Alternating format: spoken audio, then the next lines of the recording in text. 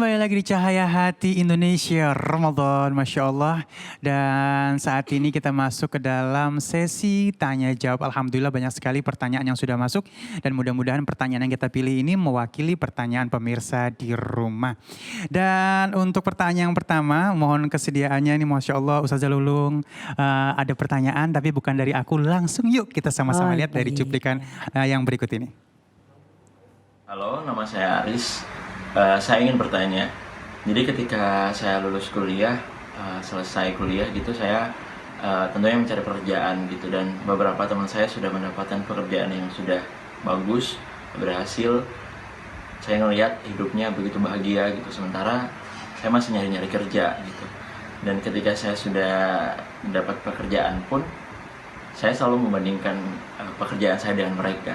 Kenapa saya nggak bisa sebahagia mereka? Itu sih, jadi yang kadang-kadang membuat hati saya kayak selalu berputar-putar hal itu. Mungkin ada solusi atau jawabannya. Terima kasih. Baik, terima kasih Haris ya, Masya Allah ya.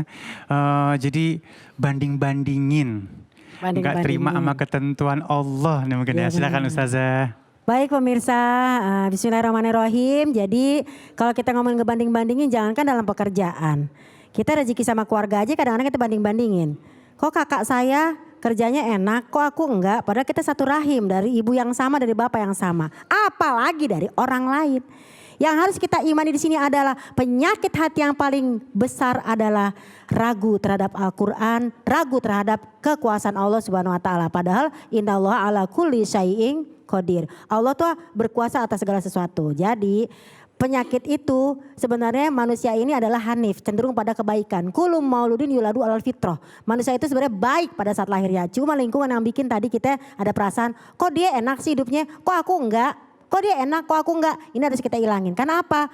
Innallaha khalaqa kulla syai'in biqadarin hatta al-ajzu wal kaisu. Sesungguhnya Allah telah menciptakan segala sesuatu dengan ukurannya masing-masing, sampai-sampai kecerdasan dan juga yang namanya kelemahan. So, untuk Ananda Adis tadi ya yang udah bertanya, yang namanya rezeki itu bukan ditukar tapi udah diketaker oleh Allah. Karena kalau misalnya nggak ditaker, ada dalam surat 42 ayat 27, walau basatallahu rizqa li ibadihi labaghaw fil ardi.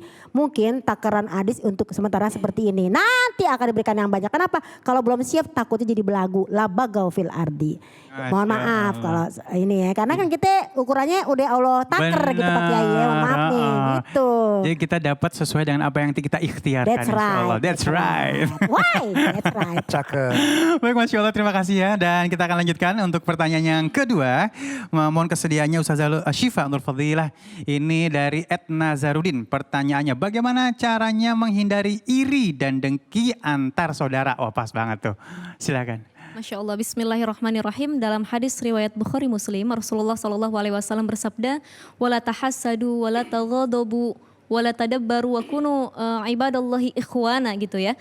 Sama hambanya yang lain saja kita tidak boleh saling hasad, saling dengki, saling bermusuhan, marah lebih dari 3 hari atau saling berdiam-diaman membelakangi. Karena apa? Karena sesama muslim itu ikhwanan, saling bersaudara. Itu kepada muslim yang lain yang bukan satu darah. Apalagi kepada saudara kandung sendiri. Maka cara menghilanginya, cara mengatasi ketika kakak adik atau saudara saling iri dengki. Biasanya kan ada ya, kakaknya lebih maju, adiknya kurang. Kakaknya berprestasi, adiknya tidak. Maka yang harus dilaksanakan adalah di sini harus ada campur tangan dari kedua orang tua. Bagaimana orang tua bisa bersikap adil gitu ya. Tidak terlalu menjaya-jayakan yang satu lagi direndahkan. Jadi harus adil gitu menghadapi anak-anak agar mereka tidak saling iri seperti itu. Ya, ini jadinya ada kontrol orang tua ya, Kontrol yang istilahnya orang tua. untuk menghindarkan iri-irian atau sirik-sirikan pemahaman. Jadi orang tua juga harus pintar untuk menyikapi ini ya. Iya betul. Masya Allah. Baik, dan pertanyaan yang ketiga, alhamdulillahirrahmanirrahim. Mohon kesediaannya guru kita Syekh Ahmad Al-Misri. Ini dari Yona Yolanda. Ya, pertanyaannya, bagaimana hukumnya dalam Islam ketika kita secara sadar tengah mengutuk orang lain, baik dalam hati ataupun dilontarkan melalui ucapan sebagai bentuk luapan emosi, tapi hanya kita sendiri yang mengetahuinya? Bismillah, alhamdulillah, wassalatu wassalamu ala rasulillah. Secara hukum tidak berdosa. selama tidak melontarkan kalimat tersebut kepada orang lain atau tidak terdengar oleh orang lain, atau selama tidak ada tindakan untuk orang tersebut atau melakukan kesalahan sama orang. Tapi secara wara', berhati-hati, itu namanya syubhat. Dan faman ittaqa syubhat faqad istabra'a lidinihi wa 'irdihi. Orang yang berhati-hati terhadap syubhat, maka dia telah menyelamatkan agama dan kehormatannya. Hadis riwayat Bukhari Muslim dari An-Nu'man bin Bashir. Hadis yang kita kenal, al-halalu bayyin wal haramu bayyin. Yang halal jelas, yang haram jelas.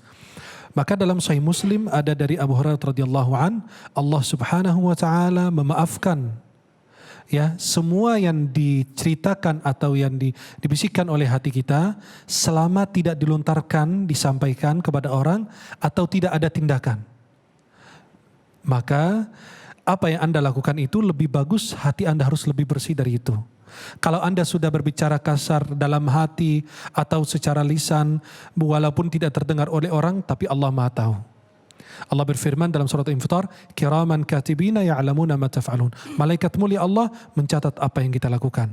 Maka kita harus menjaga lisan kita agar tidak mengotori lidah kita dan hati kita untuk berfikir demikian. Wallahu ta'ala a'lam wa a'lam bissawab. Masya Allah, luar biasa, terima kasih ya. Baik, kita lanjutkan untuk pertanyaan yang ketiga, kesediaannya guru kita Kiai Haji Agus Dermawan dari @yudhistira. Bagaimana cara kita sebagai anak dapat menerima perlakuan buruk orang tua? Silakan Kiai. Ya, Abang Ali, Syekh, permisi. Para pemirsa Indonesia, Cahaya Hati, bahwa ada kata tarbiyatul aulad fil Islam. Syekh Abdullah yang disebut An-Nasih Al-Unwan itu dikatakan bahwa mendidik anak itu, Nabi pun mengatakan jangan ada kata al-asoliman asod, tongkat kepada orang yang maksiat. Usia, mohon izin, usia 1 tahun sampai 12 tahun itu masih teringat sampai kapanpun digebuk oleh mamahnya, sampai kapanpun dicaci. Tapi mohon izin, jangan kita bicara tentang anak yang durhaka terus dong. Banyak orang tua yang durhaka, lahir akibat ulah manusia, mama dan papanya, karena tidak halal. Anak yang dibunuh, anak yang dibuang, anak yang dibantai. Padahal anak itu kan kullu mauludin yuladul fitrah. Bagaimana anak mau berbakti kepada mama dan papa sementara orang tua tidak pandai. Yang dikatakan awal wajibin al insan ma'rifatul ilahi bistiqan. Memang ada sebuah ayat mengatakan wa wasainal insana biwalidayhi hamalat ummuhu wahnan ala wahnin wa fisaluhu fi amaini anishkurli wa liwalidayka ilayil masir. Memang harus berbakti loh kepada kedua orang tua. Kenapa? Melahirkan, mengandung, lama, lemahnya bertambah-tambah, bahkan menyusui. Wallahu alam bisawab. Berbakti kepada kedua orang tua. Tetap konsisten. Demikian.